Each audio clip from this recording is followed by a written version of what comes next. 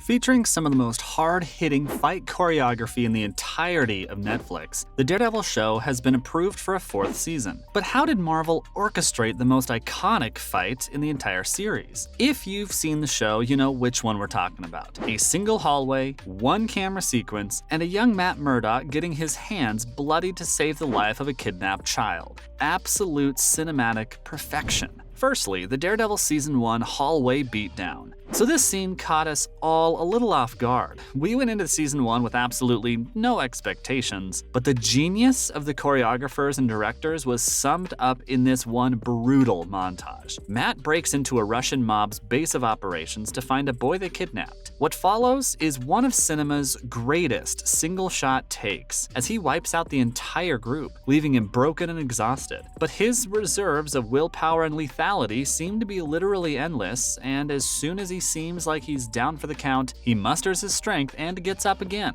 We couldn't look away for a single second. One of our favorite moments in the fight was when one of the thugs falls down seemingly knocked out, but Charlie throws a microwave at his head. In an interview with the stunt coordinator, Philip Silvera, he revealed how that was entirely unscripted, as the actor was just completely in the zone, and later the directors decided to just include it because it fit so well. He talked about how he tried convincing the director to hide a couple of camera tricks in the scene, but they really wanted the grounded feel to be apparent, and so it was all filmed in one grueling take. They used a clever technique known as Texas switches during filming, where they tricked our eyes into not noticing how 1 second it's Silvera falling to the ground, and the next it's actually Matt getting up. You would think that a scene in this complex needed at least a few weeks to get right, but the stunt team actually pulled off filming the entire thing in just 2 days, with around 12 full takes. The fight lasts only 3 minutes, but ends up being the most memorable of the entire series. But did you know, Charlie Cox performed his own stunts? Season 1, Episode 2, Cut Man. Even if you're not up for action sequences, the iconic hallway scene surprisingly holds a lot of emotional impact. You simply have to see it to understand.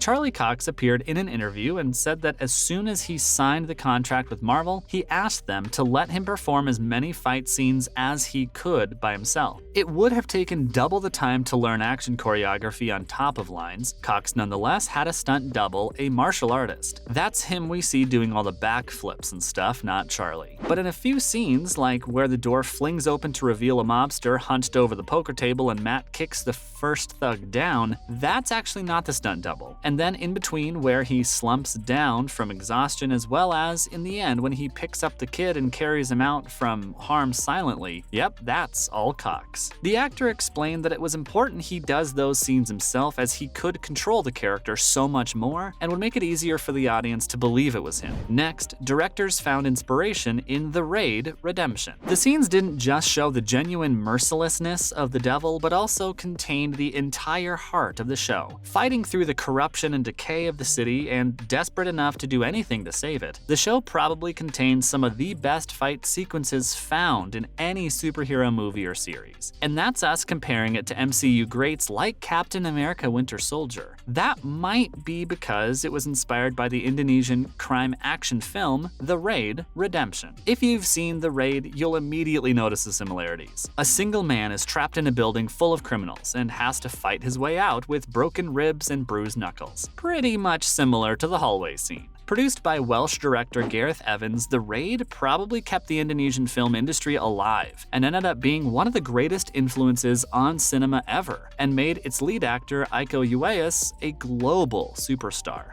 Daredevil's Season 1 showrunner Stephen DeKnight spoke in an interview panel and said that he wanted to keep the action as close to reality and as grounded as possible. Another inspiration for the fight sequence was the Jason Bourne saga, where barely any wire work or CGI was used. And finally, will the gritty TV show be made part of the MCU? The Devil of Hell's Kitchen is at long last finally coming to the Marvel Cinematic Universe in Daredevil Born Again. The series has now been given a 2024 delivery date with a total of 18 episodes, making it the longest of any Marvel Disney Plus series. The show was actually released on Netflix before Disney Plus was even a thing in 2015 and ran for 3 amazing seasons. It became one of the most popular shows on the entire platform, and the superhero became as beloved and searched for as Spider-Man. Eventually, Marvel had to discontinue the entire thing, including the Defenders saga, which included Jessica Jones, Luke Cage, Iron Fist, and Daredevil. But with the announcement of the Born Again series, many fans are excited to see Charlie Cox again and wonder what the MCU will learn from the previous show. But what this could mean is that the rest of the Defenders saga could also be canon sometime soon, and we could be seeing them return as part of the Avengers. One thing is without a doubt, Daredevil Born Again will be a strong MCU representation of Charlie Cox's Man Without Fear. In other related news, starting with the return of Jon Bernthal in Daredevil Born Again, Frank Castle is back.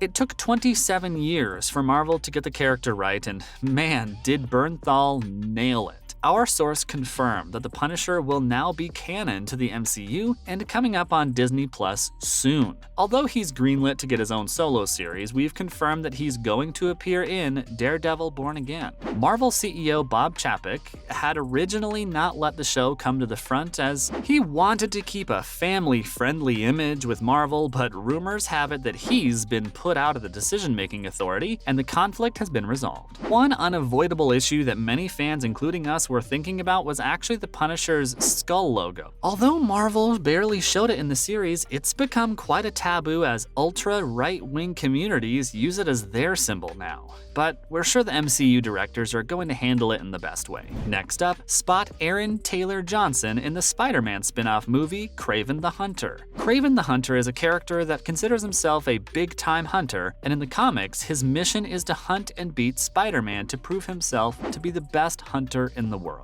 Aaron Taylor, who will be playing the main man himself, talked about the movie in an interview and hyped up the fans. He said that it was going to be much different since they are trying to rely on CGI less and are shooting everything on site, which is going to make this a refreshing change from the recent MCU movies, which feel like they're all being produced in a little green screen room all at the same time. The star-studded cast kinda has us hopeful as well, featuring the legendary Russell Crowe in an undisclosed role as of yet. Regretfully, the movie isn't going to be set in the MCU and is instead being released by Sony Pictures, which might just mean that he's going to be alongside Andrew Garfield soon. We're just desperately hoping against hope that the movie isn't going to be a repeat of what happened with Morbius. And finally, the director of the Fantastic Four movie announced. The heavily awaited Fantastic Four movie finds its director in Matt Shakman. As the original choice, John Watts, who worked on all the recent Spider-Man films, drops out to take a break from superhero stuff. Shakman is most famous for his work in series instead of movies, really, having worked on the hit Disney Plus series WandaVision, Game of Thrones, Succession, Mad Men, 6 Feet Under, The Boys, House MD, Fargo, and It's Always Sunny in Philadelphia. Judging from all these hits, you can see why we're excited. As die-hard fans of the US version of The Office, we were hyped to see John Krasinski make his debut as Mr. Fantastic / Reed Richards. But after watching him die in the multiverse of madness, we're not so sure he's coming back, even as directors describe his role as a test run for the actor in the Marvel Universe. Although we're literally going to boycott the movie if the role goes to anyone else, so your move, Marvel. That's a wrap for this video, and thank you for watching. What did you think of the brutal and vicious fight scene in the hallway from Daredevil? Let us know in the comments below. Make sure to give this video a thumbs up and subscribe to our channel for more videos like this. See you in the next one.